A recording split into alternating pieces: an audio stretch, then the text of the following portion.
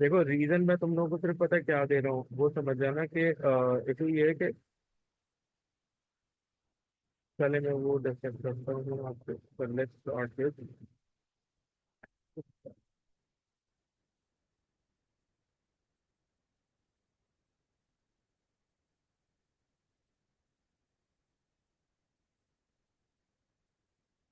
Okay guys, let's start. तो सबसे पहले मैं आपसे बात करूंगा कि we are going to work on secondary and tertiary industry. ठीक है, बेसिकली ये चैप्टर जो है वो इंडस्ट्रीज का है, and we are going to talk about industries. हम इंडस्ट्रीज के बारे में आज बात करेंगे। This is our industries chapter, और हम इंडस्ट्रीज के बारे में बात करेंगे। कंप्लीट थ्योरी इसकी मैं आपको आज इसके अंदर करवा दूंगा कि क्या इसका है। और जाहिर सी बात है कि अगर आप इसको सही से समझ लेंगे क्लास को, तो इसके पास पेपर्स आपके लिए बहुत ज्यादा प्रॉब्लमेटिक नहीं रहेंगे। एंड देन हम, जाहिर सी बात है कि नेक्स्ट क्लासेस के अंदर इसके पास पेपर्स को भी कवर कर देंगे। सेकेंडरी इंडस्ट्री के बारे में बात हो रही है, इसका मतलब क्या होता है? देखो, तीन इंडस्ट्री है, primary, secondary and tertiary. Primary industry हम यहाँ पर नहीं करते हैं। उसकी वजह यह है कि प्राइमरी इंडस्ट्री के अंदर आपका एग्रीकल्चर, माइनिंग और आपका मिनरल रिसोर्सेज, आपका फॉरेस्ट, फिशिंग, ये सब ऑलरेडी प्राइमरी सेक्टर है। ये सब ऑलरेडी प्राइमरी सेक्टर है। तो हियर हम only we are going to talk about secondary and tertiary sector. Secondary sector basically आपकी इंडस्ट्रीज होती हैं, प्रोसेसिंग, मैन्युफैक्चरिंग जहाँ पर होती है। और टर्शरी सेक्टर आपके फिनिश गुड्स को सोल्ड आउट करने वाली जगह या सर्विस प्रोवाइडर। ठीक हो गया, ये एक डिफरेंस है। अब सेकेंडरी आपके पास है क्या? Basically it is the changing of raw material from primary और secondary sector into semi finish और फिनिश प्रोडक्ट। ठीक है, थ्रू प्रोसेसिंग और मैन्युफैक्चरिंग। तो ये समझ जाएं कि अगर मैं आपको बताऊं कि सेकेंडरी इंडस्ट्री बेसिकली प्रोसेसिंग और मैन्युफैक्चरिंग का नाम, जहां पर प्रोसेस होता है, मैन्युफैक्चर होता है, दैट इंडस्ट्री इज बेसिकली आपका सेकेंडरी इंडस्ट्री। ठीक हो गया। ज्यादा इसके अंदर ये इनपुट प्रोसेस आउटपुट हमें अलग से करने की जरूरत नहीं है। उसका रीजन सिर्फ इतना है कि बेसिकली जब हम आगे डिफरेंट डिफरेंट इंडस्ट्रीज पढ़ेंगे, तो उसके अंदर इनपुट प्रोसेस और आउटपुट हमें खुद ही समझ में आ जाएगा। लेकिन इनपुट की कुछ एग्जांपल दे देता हूँ, जैसे कैपिटल यानी कि इन्वेस्टमेंट, लैंड यानी कि जमीन, पावर का मतलब वो ताकत वाली पावर नहीं है, पावर का मतलब इलेक्ट्रिसिटी, लेबर होगा, ये सारी चीजें आपका इनपुट है। स्मेल्टिंग हो गया, वीविंग हो गया, स्पिनिंग हो गया, कॉटन वगैरह में जो इस्तेमाल होता है, दीज आर ऑल, डाइंग हो गया, प्रिंटिंग हो गया, these are the part of processes. और आउटपुट ऑब्वियसली कॉटन यार्न मिल जाएगा, फर्टिलाइजर मिल जाएगा, सीमेंट मिल जाएगा, शुगर मिल जाएगी। तो दीज आर द आउटपुट। यानी कि ये आपका प्रोसेस इनपुट आकर, आई मीन इनपुट आपका यहाँ आके होगा प्रोसेस, और प्रोसेस कंप्लीट होने के बाद आपको फिनिश या सेमी फिनिश गुड्स की शक्ल में ये आउटपुट मिलेगा। ठीक हो गया। अच्छा, फैक्टर क्या क्या इन्फ्लुएंस करते हैं इंडस्ट्री की लोकेशन के लिए, यानी इंडस्ट्रियल लोकेशन की अगर बात की जाए, तो क्या क्या चीजें जरूरी होती हैं? देखो, सबसे पहला, सारा इनपुट, जो अभी इनपुट हमने देखा, वो लो कॉस्ट में आपके पास अवेलेबल हो जाए, कलेक्ट हो जाए। प्रोसेसिंग और मैन्युफैक्चरिंग जो है वो भी लो कॉस्ट में हो। और मार्केट डिस्ट्रीब्यूशन जो हो वो हाई प्रॉफिट के लिए की जाए। जाहिर सी बात है यार, मार्केट डिस्ट्रीब्यूशन करोगे तभी आपका प्रोडक्ट मार्केट के अंदर जगह जगह पर जाएगा और लोगों को मिलेगा। दो फैक्टर्स इंडस्ट्रियल लोकेशन के लिए बहुत इंपॉर्टेंट होते हैं। सबसे पहला है फिजिकल फैक्टर। क्या होना चाहिए? नेचुरल रूट साइट्स होनी चाहिए, जैसे फ्लैट लैंड हो, वास्ट लैंड हो, और चीप भी हो। फ्लैट का मतलब बिल्कुल प्लेन हो, ये ना हो कि रॉकी एरिया हो, जाने के लिए आसानी ना हो, कोई मुश्किल हो। वास्ट एरिया हो यानी बहुत बड़ा हो, ताकि इंडस्ट्री अगर एक्सपेंड भी करनी पड़े तो मसला नहीं हो। और लैंड चीप भी हो, जाहिर है सस्ता भी हो, ताकि जमीन पे ज्यादा खर्चा ना हो सके, मशीनरी के ऊपर आप ज्यादा पैसे लगा सके। ह्यूमन फैक्टर क्या क्या है भाई? वो है कैपिटल, आपकी इन्वेस्टमेंट, फिर आपका रॉ मटेरियल, लेबर जो है वो स्किल्ड मिलेगी तो परफेक्ट काम हो जाएगा। ट्रांसपोर्टेशन, गवर्नमेंट पॉलिसीज या कोई रिस्ट्रिक्शन है तो उसके सारे मामला, फिर मार्केट तक का एक्सेस और इंडस्ट्रियल लिंक, ताकि आप इंडस्ट्री को ग्रो करने में हेल्प आउट कर सके। ठीक हो गया। अच्छा, रॉ मटेरियल्स बेसिकली आपके क्या होते हैं, इसको हम आगे जाके जब सेपरेट सेपरेट करेंगे तो इंडिविजुअली रॉ मटेरियल हमें दिखते जाएंगे। बट इतना समझ जाओ कि रॉ मटेरियल आपकी एक बेसिक कमोडिटी होती है। मतलब क्या हो गया कि भाई आपका, अगर एक एग्जांपल है कि आपको सीमेंट बनाना है तो लाइम स्टोन चाहिए ही चाहिए होगा। ठीक है, ब्रिक किन बनानी है तो आपको मड चाहिए ही चाहिए होगी। तो मतलब मेरे बताने का ये है कि कुछ ऐसे प्रोडक्ट्स हैं जो कि without having raw material it is impossible कि वो चीज बन सके। तो जाहिर है रॉ मटेरियल आपके लिए एक बहुत बेसिक आपका मटेरियल है। कॉटन यार्न बनानी है तो आपको कॉटन वूल चाहिए ही चाहिए। तो ये बेसिकली आपकी एक एग्जांपल होती है। अच्छा, इंडस्ट्रीज की टाइप्स की बात करते हैं, इसके बाद हम आएंगे काइंड ऑफ इंडस्ट्री पर टाइप। सबसे पहली टाइप है कॉटेज इंडस्ट्री। कॉटेज इंडस्ट्री के बारे में समझ जाओ, ये बेसिकली आपकी होम बेस्ड इंडस्ट्री होती है। कौन सी होती है? Home based industry. इसके अंदर ज्यादातर फैमिली लेबर यूज होती है, तो सैलरी वगैरह का खर्चा नहीं आता, पैसों का मसला नहीं होता। इनहेरिटेड नॉलेज होती है, यानी कॉटेज इंडस्ट्री का मसला ये है कि भाई बाप दादा भी वही काम करते थे, अब आप भी उसी काम में लग गए, मतलब ट्रेडिशनल मामला है। टूल्स भी ट्रेडिशनल इस्तेमाल होते हैं, वेरी लो कैपिटल इन्वेस्टेड। क्योंकि कॉटेज इंडस्ट्री क्योंकि होम बेस्ड होती है तो खर्चा बहुत कम होता है और आउटपुट कम होता है। अल्टीमेटली अगर आउटपुट कम होगा तो आप इतना समझ जाएं कि आपका जो प्रॉफिट है वो भी अल्टीमेटली लो होगा। इफ आउटपुट इज लेस तो आपका प्रॉफिट जो है वो अल्टीमेटली लेस होगा। फिर हम आते हैं स्मॉल स्केल पे। स्मॉल स्केल कॉटेज से थोड़ी बड़ी होती है। स्मॉल एरिया ऑफ लैंड हम लेते हैं, छोटी मशीनरी यूज होती है, capital up to 10 million rupees इसमें इस्तेमाल होता है। लेबर कम से कम आपको 10 चाहिए होती है, रॉ मटेरियल की रिक्वायरमेंट होती है। आउटपुट जो है वो कम होता है तो जाहिर है प्रॉफिट भी कम होता है।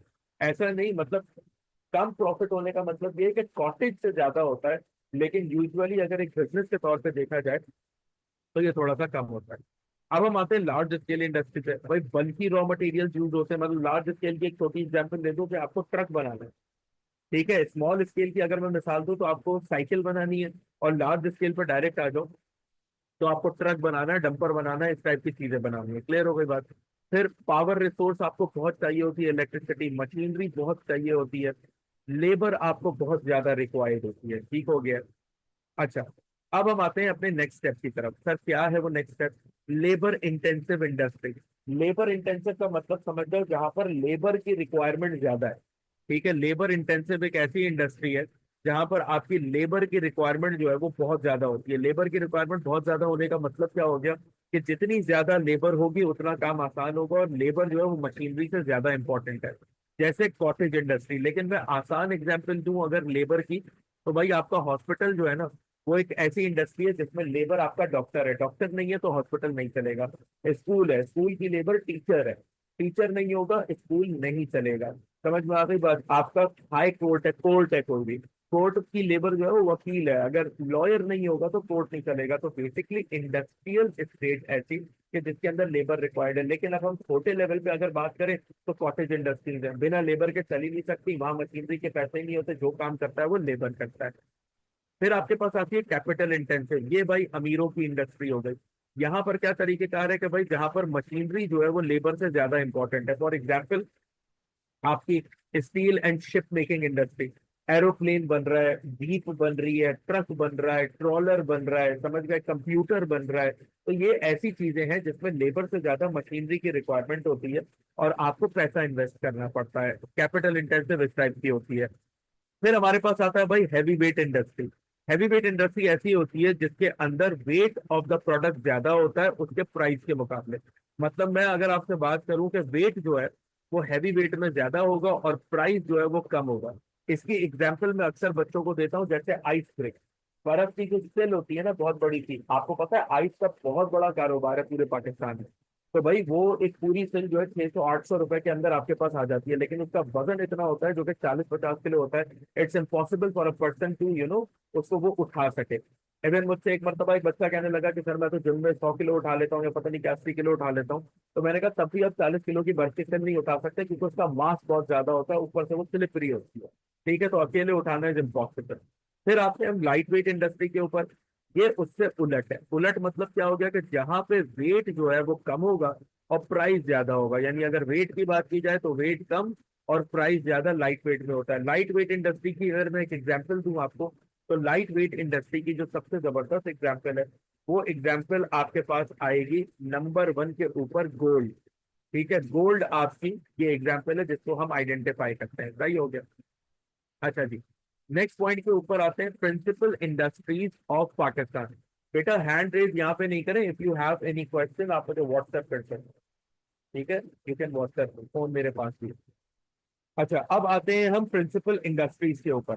When we are going to talk about principal industries of Pakistan, तो प्रिंसिपल इंडस्ट्री जो पाकिस्तान की है वो सबसे बड़ी कॉटन टेक्सटाइल है। बहुत ध्यान से समझना, बिकॉज कॉटन टेक्सटाइल इंडस्ट्री की वैल्यू बहुत ज्यादा है। कॉटन टेक्सटाइल इंडस्ट्री की वैल्यू जो है वो बहुत ज्यादा है। सर क्यों ज्यादा है, कोई एक खास रीजन? बिल्कुल, देखो कॉटन एक ऐसी चीज है जिसकी नीड खत्म नहीं होगी। इसकी नीड खत्म नहीं होगी, ना हो सकती है। मतलब क्या हो गया, मैं आपको बताता हूँ, समझिएगा। 50% की जो एम्प्लॉयमेंट है ना लेबर सेक्टर की, वो कॉटन टेक्सटाइल इंडस्ट्री ही पहुंचा रहा है आपको। सही हो गया। 60% एक्सपोर्ट जो है, 60% ऑफ एक्सपोर्ट पाकिस्तान की डिपेंड करती है कॉटन टेक्सटाइल। 60% of export. उसके बाद फॉरेन एक्सचेंज जो है ना, वो हम इससे कमाते हैं। फॉरेन एक्सचेंज जो हमारा आता है वो इसकी एक्सपोर्ट से आता है। फिर हम अपनी लोकल डिमांड फुलफिल करते हैं। लोकल डिमांड का मतलब क्या हो गया कि आपको सिर्फ ब्रांड के कपड़े नहीं मिलते, बल्कि लोकल कपड़े भी आपको मिल जाते हैं। तो वो चीज बेसिकली आपके लिए बहुत ज्यादा इंपॉर्टेंट होती है, जो कि यूजेबल हो जाती है। फिर एक चीज और बहुत ज्यादा होती है कि हम रॉ मटेरियल को यूटिलाइज कर लेते हैं। जो लोकल रॉ मटेरियल होता है हमारे पास यूटिलाइज हो जाता है। तो सर कॉटन टेक्सटाइल के मेन एरियाज कौन कौन से हैं? कराची है, हैदराबाद है, मुल्तान है, कोयटा है, फैसलाबाद है। इसमें फैसलाबाद और कराची, ये दो बहुत ही मेन है। कराची और फैसलाबाद बहुत ज्यादा मेन है। ठीक हो गया। अच्छा, अब क्वेश्चन ये उठता है कि सर प्रॉब्लम्स क्या है, टेक्सटाइल इंडस्ट्री की प्रॉब्लम क्या है? Problem, what are the problem related to textile industry? कोई मसला नहीं, बता देते हैं। सबसे पहला वायरस है भाई, लीफ कर्ल वायरस, जो कि रॉ मटेरियल यानी कि कॉटन को कम कर देता है, खत्म कर देता है। ये एक ऐसा वायरस होता है which you can not see by your eyes, naked eyes से हम देख नहीं सकते। उसके लिए हमें चाहिए होता है माइक्रोस्कोप। बहुत ही छोटा होता है साइज के अंदर, ये आपको नजर नहीं आएगा। अब इसके लिए करना क्या पड़ता है? इसके लिए पेस्टिसाइड स्प्रे होता है। पेस्टिसाइड स्प्रे करने से फायदा ये होता है कि भाई ये जो कॉटन के ऊपर ये कीड़ा लगा होता है ये मर जाता है, and then it became usable, कि भाई आप उसको यूज कर सकते हो। लेकिन अगर आपने कॉटन के ऊपर ये कीड़ा लगा हुआ छोड़ दिया, ठीक है, अगर ये कीड़ा लगा हुआ आपने छोड़ दिया, तो उससे होगा ये कि भाई मिसाल ले लें, 10 कॉटन के फूलों पे ये लगेगा, तो 10 से वो 1,000, 1,000 से 10,000, 10,000 से जितनी भी फसल है सब खराब हो जाएगी। तो इसका ख्याल रखना बहुत ज्यादा इंपॉर्टेंट है।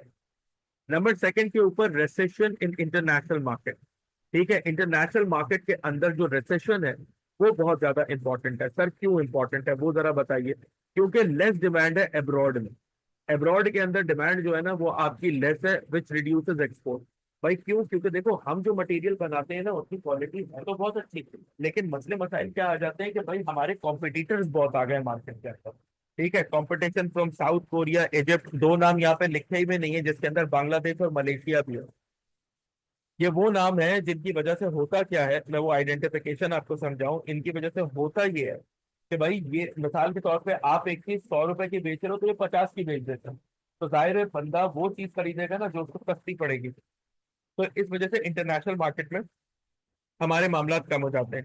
फिर लैक ऑफ फाइनेंस, हमारे यहाँ बहुत सारे छोटे प्रोड्यूसर्स हैं, उनके पास फाइनेंस की प्रॉब्लम बहुत है। ठीक है, दे हैव फाइनेंशियल प्रॉब्लम, तो ऑब्वियसली ये एक मसला।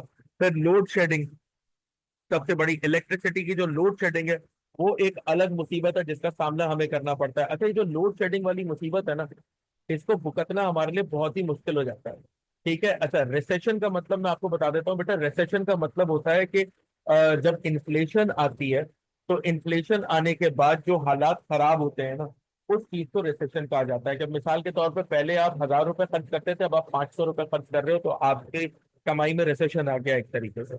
फिर lack of government attention, government attention देती नहीं है। गवर्नमेंट बोलती है भाई जो अमीर है वो ये काम कर ले, जो गरीब है वो ना करे। तो गवर्नमेंट की तरफ से कोई फायदा आम आवाम को पहुंचता नहीं है कि वो किसी भी बिजनेस को ग्रो कर सके।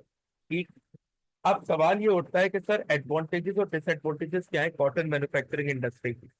हम सिर्फ दो दो तीन तीन एडवांटेजेस इसके अंदर करेंगे। नोट्स आपके पास यही वाले सेम टू सेम अवेलेबल है, और आज आप क्लास भी रिकॉर्ड कर रहे हैं तो कोई मसला तो है नहीं। काइंडली प्लीज यार ग्रुप पे जरूर भेज दीजिएगा। अच्छा, अब तरीकेकार क्या है भाई? इस्टेब्लिश होती है इंडस्ट्री और गुड रेपुटेशन होती है। सही है, पाकिस्तान का कॉटन पूरी दुनिया में जाएगा, पाकिस्तान की रेपुटेशन बढ़ेगी। एम्प्लॉयमेंट अपॉर्चुनिटीज डेवलप होंगी। ठीक है, चीप लेबर अवेलेबल है तो वो हमें फायदा होगा। हायर प्राइस से हम प्रॉफिट कमाएंगे। वैल्यू एडेड एक्सपोर्ट होगी जिसपे हम एक्सटेंसिव पैसा कमाएंगे। फार्मर की इनकम इंक्रीज होगी। ये आपके बेनिफिट है। प्रॉब्लम्स क्या है? बहुत सारी हैं, हम कुछ देख लेते हैं। जैसे लैक ऑफ मनी है, यानी इन्वेस्टर कम है, इन्वेस्टमेंट कम है, कैपिटल कम है। मॉडर्न स्किल्स जो है वो हमारे पास नहीं है। कंपटीशन है अदर कंट्रीज से, और हमारे पास ओल्ड मशीनरी ज्यादा मौजूद है। तो ये तकरीबन कुछ मसले हैं जिनको हम फेस कर रहे हैं कॉटन टेक्सटाइल इंडस्ट्री। अब हम आते हैं अपनी दूसरी इंडस्ट्री के ऊपर, और ये मैंने आप लोगों को बहुत डिटेल में अलग से भी लिखवाई हुई, और यहाँ पर और डिटेल में आसानी के साथ लिखा हुआ है। सीमेंट इंडस्ट्री के ऊपर आ जाते हैं। अब सीमेंट इंडस्ट्री का फैक्टर सुनो जरा, देखो। सीमेंट इंडस्ट्री के अंदर जो आपका रॉ मटेरियल है वो है लाइम स्टोन, जिप्सम, सल्फर। और सबसे बड़ी बात पता है क्या, ये लोकली अवेलेबल, ये लोकली अवेलेबल रॉ मटेरियल है। हमें कहीं से इंपोर्ट नहीं करना पड़ता, हमें कहीं से मंगाना नहीं पड़ता, ये हमारे पास है। ठीक हो गया। कोल और नेचुरल गैस हम इस्तेमाल करते हैं एज अ फ्यूल। कोल को और नेचुरल गैस को हम एज अ फ्यूल यूज कर लेते हैं। ठीक हो गया। तो ये हमारे लिए एक बहुत बड़ा मेन स्ट्रीम फायदा हो जाता है। फिर उसके बाद एक और चीज इसके अंदर है, बहुत ज्यादा डिमांड होती है सीमेंट इंडस्ट्री की किन किन चीजों में भाई, डैम्स बनाने में, बैराजेस बनाने में, ब्रिज बनाने में, अंडरपास बनाने में, रोड्स बनाने में, लाइनिंग कनाल्स बनाने में, हाउस, फैक्ट्री, होटल बनाने में। अभी जिस घर में, जिस फ्लैट में, जिस अपार्टमेंट में तुम बैठे हुए हो, दोबारा अपनी चारों तरफ घूम कर तुम देख लो, उसके अंदर फायदा क्या होगा आपको ये दिख जाएगा। आपके घर में दीवारें हैं, वो दीवारें कहीं ना कहीं तुम्हारे घर में सीमेंट इस्तेमाल हुई होगी। एक दफा मैं लाइव क्लास में पढ़ा रहा था, तो उसमें एक बच्चे ने बोला नहीं सर मेरा घर तो लकड़ी का बना हुआ है। तो मैंने उसको कहा बेटा कहीं ना कहीं किसी ना किसी पार्ट में आपके घर के अंदर सीमेंट इस्तेमाल हुई होगी, हो ही नहीं सकता। चलो सब छोड़ दो, आपके घर की बेस तो बनी ही होगी ना सीमेंट की। बिना सीमेंट के बेस कैसे लकड़ी पे बेस बनेगी? मतलब लकड़ी के घर पे तुम खड़े हो जाओगे सुकून के साथ, पूरा घर का सारा सामान डाल दो। वो वैसे तो जाहिर सी बात है, बकवास कर रहा था, कराची के अंदर ऑब्वियसली लकड़ी का पूरा घर कहाँ आ गया। आप वुडन वर्क करवा सकते हो घर के अंदर, लेकिन लकड़ी का घर नहीं बन सकता। ठीक हो गया। फिर उसके बाद है पाकिस्तान है इनसफिशिएंट टिम्बर। हमारे पास टिम्बर यानी कि लकड़ी बहुत कम है, और अगर है तो बहुत कॉस्टली है। तो दैट इज वाई हम इस चीज को इस्तेमाल नहीं करते, हम कंस्ट्रक्शन के लिए सीमेंट इंडस्ट्री को ही प्रेफर करते हैं। ठीक हो गया। अच्छा, अब ये एक पास पेपर का इसके अंदर का क्वेश्चन है, ठीक है, इसको अभी हम यहाँ पर नहीं कर रहे, जब हम पास पेपर करेंगे तब देखेंगे। अब आती है हमारे पास फर्टिलाइजर इंडस्ट्री। सर बताइए सर क्या है भाई फर्टिलाइज, पाकिस्तान एक एग्रीकल्चर कंट्री है।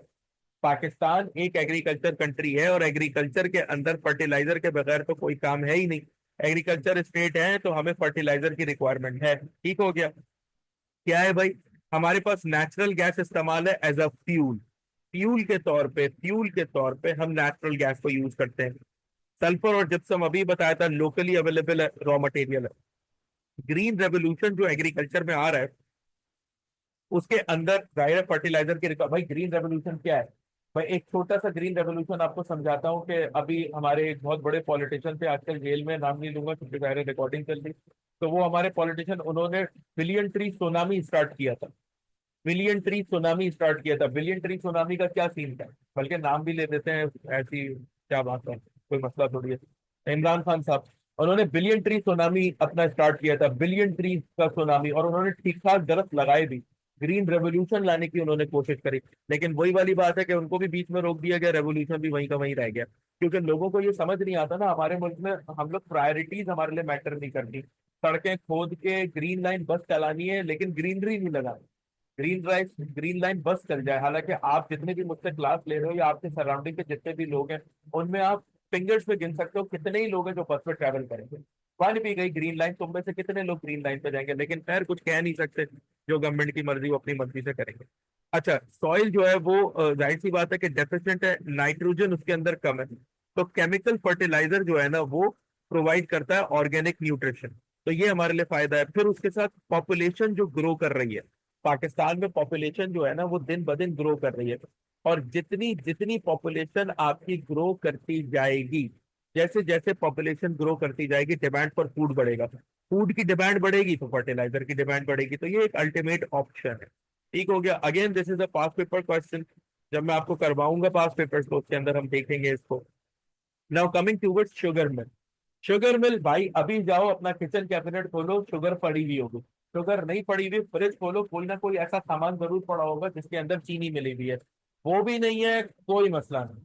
कोई मसला नहीं, वो भी अवेलेबल नहीं है, कोई मसला नहीं। आप एक काम करें, अपना कैबिनेट खोलें, किचन कैबिनेट, जिसके अंदर आप एफएमसीजी काइंड ऑफ, मतलब आप अपने पैकेट प्रोडक्ट्स रखते हैं, उसके अंदर कोई बिस्किट, कोई आपका जेली, या फॉर एग्जांपल कोई चॉकलेट आपके फ्रीजर में पड़ी हुई होगी, यानी sugar is one of the main most important content of our house, हमारे घर का, ठीक है। अच्छा, शुगर केन जो है वो एबंडेंटली अवेलेबल है पाकिस्तान में, बहुत अवेलेबल है, ठीक है। और यही मेन रॉ मटेरियल है फॉर मेकिंग शुगर।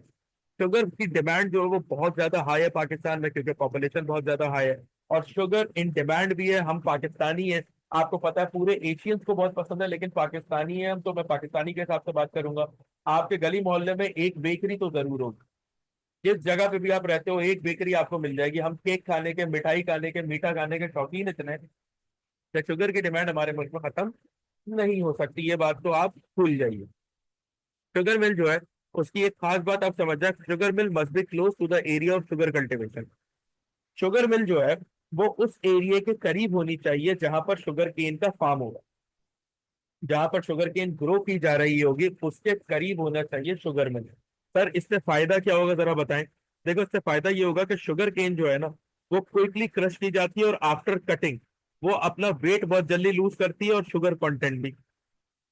तो जितनी जल्दी पहुंचा दोगे ना, जितनी जल्दी शुगर को तुम पहुंचा दोगे इंडस्ट्री के अंदर, उतना ज्यादा इसका जूस निकल सकेगा।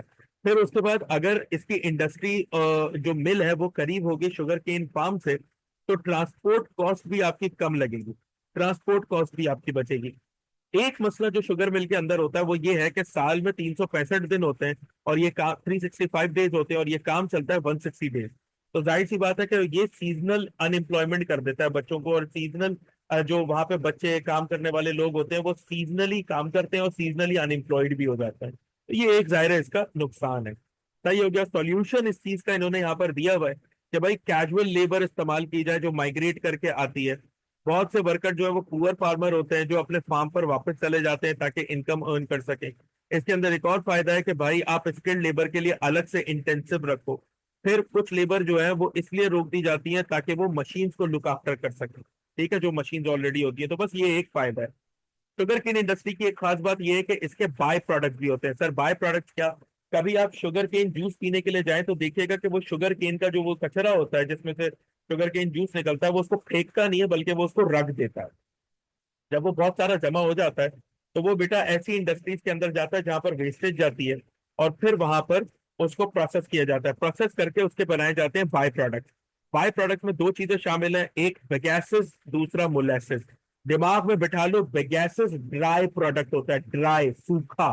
बेगैसेस ड्राई प्रोडक्ट होता है, ड्राई का मतलब सूखा। और मोलेसिस आपका लिक्विड प्रोडक्ट काइंड ऑफ होता है, खास करके आप ये समझ जाओ कि इससे केमिकल्स बहुत ज्यादा बनाए जाते हैं, और अगर उसको थोड़ा सा सुखा दिया जाए या रख दिया जाए तो प्लास्टिक मटेरियल में कन्वर्ट होता है। तो गैसेस से क्या क्या बनता है? Chip board. चिप बोर्ड आपके बेड पे जो गद्दा बिछा हुआ है उसके नीचे जो रखा हुआ है वो चिप बोर्ड है। पेपर बनता है, एनिमल फॉडर बनता है जिसको भूसा कहते हैं जानवर का, फ्यूल भी बनता है, इवन इलेक्ट्रिसिटी भी जनरेट होती है। वो अलग बात है पाकिस्तान में नहीं होती, लेकिन इससे इलेक्ट्रिसिटी भी जो है वो आपकी जनरेट होती है। इट्स अ कॉमन स्टफ, ठीक है। अच्छा, मोलेसिस से पैकेजिंग प्लास्टिक, लेकिन खास करके इथिलीन यानी केमिकल इंडस्ट्री के अंदर इस्तेमाल करने वाला मटेरियल जो है ना वो आपका बनता है, and that is one of the most important factor. यानी ये सबसे ज्यादा इंपॉर्टेंट फैक्टर होता है आपके पास, ठीक हो गया। अच्छा जी, अब हम आते हैं अपनी एक कन्फ्यूशियम के ऊपर। वो कन्फ्यूशियम क्या है, मैं जरा उसको आपको आइडेंटिफाई करता हूँ ताकि आपको समझ में आ जाए। Steel industry. Steel industry Pakistan की one of the most important industry है जिसको हम हाईलाइट करते हैं। इस जैसे अभी मैंने आपको बताया ना, सीमेंट के बगैर घर नहीं बन सकता, स्टील के बगैर भी घर नहीं बन सकता। और सिर्फ स्टील की इंडस्ट्री आपके घर बनाने में नहीं, बल्कि अपने घर में जाके देखो, कई सारे प्रोडक्ट ऐसे पड़े हुए होंगे जिसमें स्टील है। जो फोन, जो गैजेट, जिस गैजेट में अभी आप क्लास ले रहे हो उसके अंदर भी स्टील मिला हुआ होगा, समझ गए ना। पाकिस्तान स्टील मिल जो पिपरी पे है वो रशिया की मदद से बनाई गई थी, मैंने आपको हिस्ट्री में भी ये चीज पढ़ाई है। और पाकिस्तान की one of the biggest steel industry थी। वो अलग बात है कि अब heavy mechanical Taxila, heavy mechanical Taxila, Taxila के अंदर जो स्टील इंडस्ट्री है वो सबसे बड़ी हो गई है, क्योंकि steel mill, Pakistan steel mill के हालात खराब है, लेकिन जो भी है एक जमाने में वो बड़ी थी। हम क्या इंपोर्ट करते हैं इस पर ध्यान दीजिएगा, इस पर सवाल भी आता है। हम आयरन ओर इंपोर्ट करते हैं, मैग्नीज इंपोर्ट करते हैं, कोल इंपोर्ट करते हैं। लोकली क्या क्या प्रोड्यूस करते हैं? लाइम स्टोन, कोल, कोल लो क्वालिटी वाला, हाई क्वालिटी का हम मंगाते हैं और लो क्वालिटी का हमारे पास अवेलेबल है। पानी जो कि हालीजी लेक से आता है, एंड क्रोमाइट, क्रोमाइट मुस्लिमाबाद से जो हम हासिल करते हैं। कुछ दिन पहले एक पास पेपर कराया था इंडस्ट्री का, उसमें मैंने आपको क्रोमाइट का बताया था। आउटपुट हमें क्या मिलता है? पिग आयरन मिलता है, रोल्ड एंड कास्ट बिलेट्स, यानी कि आप समझ जाएं कि वो छर्रों की शक्ल में हमें स्टील मिलती है, रॉ स्टील मिलती है, गैल्वेनाइज शीट्स यानी स्टील की शीट्स मिलती हैं, वो जैसे स्केल टाइप की नहीं होती, जैसा स्टील का स्केल होता है वैसी शीट्स मिलती हैं, एंड कॉइल्स। अब ये समझ जाएं कि भाई इसके जो रॉ मटेरियल है वो इंजीनियरिंग और कंस्ट्रक्शन इंडस्ट्री के अंदर बहुत ज्यादा इस्तेमाल होते हैं और बहुत ही यूज अप के मामलात हैं इसके। समझ गए? ये भाई ये हैवी मैकेनिकल टेक्सटाइल जिसके बारे में मैं अभी आपको बता रहा था। अब आते हैं हम ब्रिक किन इंडस्ट्री के ऊपर। भैया ब्रिक किन इंडस्ट्री हमारी ईंटों की भट्टी को कहते हैं, ईंट बनाने वाली इंडस्ट्री, जहां पर ईंटें बनाई जाती हैं उस इंडस्ट्री को हम ब्रिक किन इंडस्ट्री कहते हैं। जहां पर ईंटें बनाई जाती हैं, ईंटें, उस इंडस्ट्री को हम ब्रिक किन इंडस्ट्री कहते हैं। ठीक। क्या रॉ मटेरियल इनपुट होता है? भाई coal, oil, wood as fuel. Clay इस्तेमाल होती है यानी कि मट्टी। वाटर यूज होता है, कैपिटल यानी इन्वेस्टमेंट, लेबर यानी मजदूर, और लैंड। प्रोसेस क्या होता है भाई? डिग किया जाता है जमीन को ताकि उससे अच्छी क्ले निकाली जा सके। मिक्सिंग की जाती है, क्ले को वाटर के साथ मिलाया जाता है, पेस्ट बनाया जाता है। मोल्ड किया जाता है यानी ऐसे करके ब्रिक शेप में उसको लाया जाता है। ड्राई किया जाता है, फिर बेक कर दिया जाता है। ठीक है, वो इस तरीके के बेक वो बने हुए होते हैं, बहुत बड़ी बड़ी भट्टियां बनी हुई होती हैं, उसके अंदर इसको रखकर बेक किया जाता है और आउटपुट आपको फाइड ब्रिक्स मिलती है। फाइड ब्रिक्स को उर्दू में लाल ईंटें बोलते हैं। फाइड ब्रिक्स को उर्दू में लाल ईंटें बोलते हैं। ये पंजाब में बहुत ज्यादा होती है, कराची के अंदर कम है। इंपॉर्टेंस क्या है भाई? एम्प्लॉयमेंट है मेल फीमेल के लिए, कंस्ट्रक्शन पर्पस के लिए यूज होती है भाई, हाउस बनाने के लिए, ब्रिज बनाने के लिए, कनाल्स बनाने के लिए इस्तेमाल होती है। वुड एक्सपेंसिव है तो हम इसको ज्यादा इस्तेमाल करते हैं, दैट्स इट। प्रॉब्लम इसकी समझ जाओ भाई, बॉन्डेड लेबर। बॉन्डेड लेबर का मतलब क्या होता है? बॉन्डेड आपकी एक ऐसी लेबर होती है, बॉन्डेड हमारी एक ऐसी लेबर होती है जिस लेबर को एक तरीके से खरीद लिया जाता है। ठीक है, बॉन्डेड लेबर आपकी एक ऐसी लेबर होती है जिस लेबर को खरीद लिया जाता है। तो जाहिर है ये एक बहुत बड़ा नुकसान है, इसकी वजह से हमारे ऊपर बहुत मर्तबा बैन भी लग चुका है, as well as child labour. Bonded labour, खरीदी हुई लेबर, एक तरीके से गुलाम को कहते हैं बॉन्डेड लेबर। तो ये एक नुकसानदेह चीज है, चाइल्ड लेबर मना ही है। फ्यूल एक्सपेंसिव होता है, एयर एंड लैंड पॉल्यूशन हो जाता है इसकी वजह से। एरियाज इसके पेशावर, कोटवार, हड़प्पा, भक्कड़, भक्कड़ सबसे मेन, ठीक है, पंजाब की साइड लगता ही है। अच्छा, इंडस्ट्रियल स्टेट्स के ऊपर हम काम नहीं करेंगे फिलहाल, क्योंकि ये मैं उसको आपको अलग से समझाऊंगा। इसके अंदर ईपीजी मैं आपको बताता हूँ, export processing zone, e-PG. E-PG क्यों बनाया जाता है भाई? एक्सपोर्ट करने के लिए प्रोडक्ट को। यहाँ पर इंसेंटिव्स आपको ऑफर्ड होते हैं, और हम सवाल ये आता है कि भाई ईपीजी को चूज क्यों करते हैं। भाई ईपीजी एक्सपोर्ट प्रोसेसिंग जोन होता है, ये एक डिपार्टमेंट है जहां पर जो सामान पाकिस्तान से अमेरिका भेजना चाहे, जापान में भेजना चाहे, सऊदीया भेजना चाहे, उन लोगों को आसानी, एक्सपोर्टर्स को आसानी प्रोवाइड की जाती है। कैसे? एक्सपोर्ट बढ़ा के, ठीक है, फॉरेन एक्सचेंज को इंक्रीज करके, इंडस्ट्रियल डेवलपमेंट को इंक्रीज करके, क्वालिटी चेकिंग करके, और इन्वेस्टमेंट को अट्रैक्ट करके ऑल ओवर द वर्ल्ड से। ठीक है, जैसे कराची, पाकिस्तान में कराची के अंदर, लांडी के अंदर एक्सपोर्ट जोन मौजूद है। आगे जाएंगे तो संब्रियाल, सियालकोट वगैरह, वहां पर ये जोन मौजूद है। अच्छा, फिर एक सवाल आता है कि भाई फॉर्मल और इनफॉर्मल सेक्टर बताएं। एक बड़ा कॉमन सा सवाल है भाई। फॉर्मल सेक्टर का मतलब तुम सुन लो, जैसे बैंक की नौकरी। इनफॉर्मल सेक्टर का मतलब समझ लो, इलियास बिरयानी एंड पुलाव। समझ गए? ये इनफॉर्मल है। फॉर्मल सेक्टर क्या है? बैंक की नौकरी, या आपका एवोरी टावर्स, या फुल कॉन्टिनेंटल पीसी, या मैरियट होटल, वहां पे बिरयानी खाने जा रहे हो, वो फॉर्मल है भाई, फॉर्मल। ठीक है, कैपिटल इंटेंसिव होता है, पैसे लगते हैं वहां पे, एम्प्लॉयमेंट बाय इंस्टीट्यूशन होती है। मैरियट होटल एम्प्लॉयमेंट देता है, रेगुलर वर्किंग आवर्स होते हैं, वेजेस डिसाइडेड होती है, बैंक के अंदर आती है, गुड्स की क्वालिटी होती है, वर्किंग आवर प्रॉपर होता है, लीगल है, रजिस्टर्ड है, आपके एडल्ट ही मिलेंगे, कोई बच्चा आपको नहीं मिलेगा, पेंशन स्कीम वगैरह सब अवेलेबल होती है। इनफॉर्मल क्या है भाई? इलियास बिरयानी एंड पुलाव। ठीक है, अब एक बिरयानी आपने फॉर्मली पर्ल कॉन्टिनेंटल में जाके खाई, वहां पर ये सारी फैसिलिटीज है। एक है इनफॉर्मल। इनफॉर्मल में क्या है भाई? लेबर इंटेंसिव होता है, यानी मजदूर की रिक्वायरमेंट होती है, सेल्फ एम्प्लॉयमेंट होती है, लोग आए, कोई भी सलवार कमीज पहनी और अब मतलब चलो भाई जिंदाबाद, बिस्मिल्लाह, स्टार्ट हो गया काम। फ्लेक्सिबल वर्किंग आवर्स है। भाई फ्लेक्सिबल वर्किंग आवर का मतलब क्या है? आधी रात तक चल रहा है, सुबह देर से खुल रहा है, ये है। 5 स्टार तो 24 घंटे खुला रहता है। कोई फिक्स वेजेस नहीं होती हैं, अपने हिसाब से ही चल रहा होता है सारा मामला।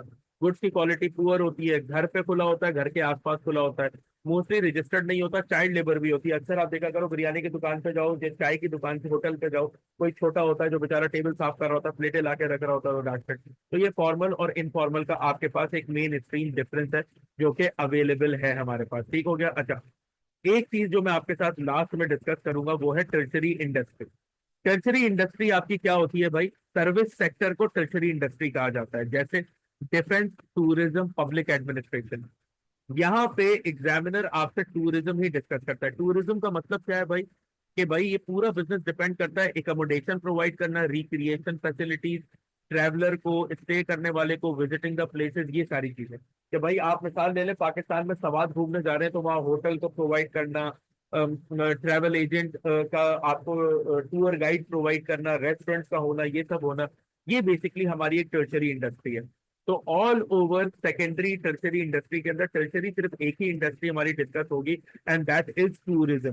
टूरिज्म के अलावा आपकी कोई इंडस्ट्री, इसको मैं और अलग से कलर कर देता हूँ, टूरिज्म के अलावा टर्शरी के अंदर हमारे पास कोई और इंडस्ट्री आपकी आएगी ही नहीं।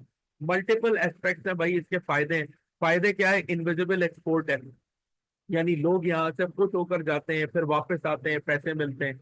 सोर्स ऑफ एम्प्लॉयमेंट है, आप जाओ देखो लोग छोटे छोटे काम कर रहे होते हैं, लोकल एरिया डेवलप हो जाता है। ठीक है, लोकल टूरिस्ट अपनी फैसिलिटीज को यूटिलाइज कर लेता है, कॉटेज इंडस्ट्री डेवलप होती है। आप जब पाकिस्तान में कहीं भी घूमने जाते हो, छोटी मोटी चीजें वहां से खरीद के ले ही आते हो 100-200 रुपए की, तो उनकी इंडस्ट्री इंप्रूव हो रही है। और जब उनके गाँव में लोगों के काम होगा तो रूरल अर्बन माइग्रेशन कम हो जाएगी, गाँव से लोग कम शहर आएंगे।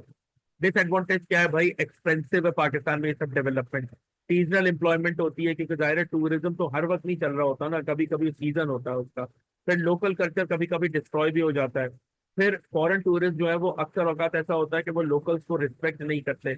Litre, garbage, air pollution, land pollution बहुत फैल जाता है। ये कुछ इसके पॉइंट्स हैं। टूरिस्ट अट्रैक्शन आपको बता देता हूँ वो क्या है। टूरिस्ट अट्रैक्शन हमारे पास जो है वो ये भाई, जैसे नेशनल टूरिस्ट साइट, उसमें कागान है, सवात है, गिलगित है, स्कर्दू है, ये सीनिक ब्यूटी वाली जगह है, देखोगे दिल खुश होगा। आप अल्लाह ताला के इस पूरे कायनात के हुस्न की तारीफ करोगे कि क्या खूबसूरत बनाया, व्हाट अ ब्यूटीफुल प्लेस, ऐसा काइंड ऑफ स्टफ कि भाई माउंटेन्स है, रिवर है, आपका ग्रीनरी है, ये सारी चीजें। आर्कियोलॉजिकल, जिसको हम हिस्टोरिकल भी कहते हैं, जैसे मोहनजोदाड़ो, बादशाही मॉस्क, शालीमार गार्डन, पुराने जमाने के। मॉडर्न बिल्डिंग में फैसल मॉस्क है, पार्लियामेंट्री बिल्डिंग है। मैंने आपको बताया था कि एक नई बुक है उसके अंदर लकी वन मॉल भी लिखा हुआ और सेंटोरस मॉल लिखा हुआ है जो इस्लामाबाद में, उसको मॉडर्न बिल्डिंग के अंदर शामिल कर दिया गया है।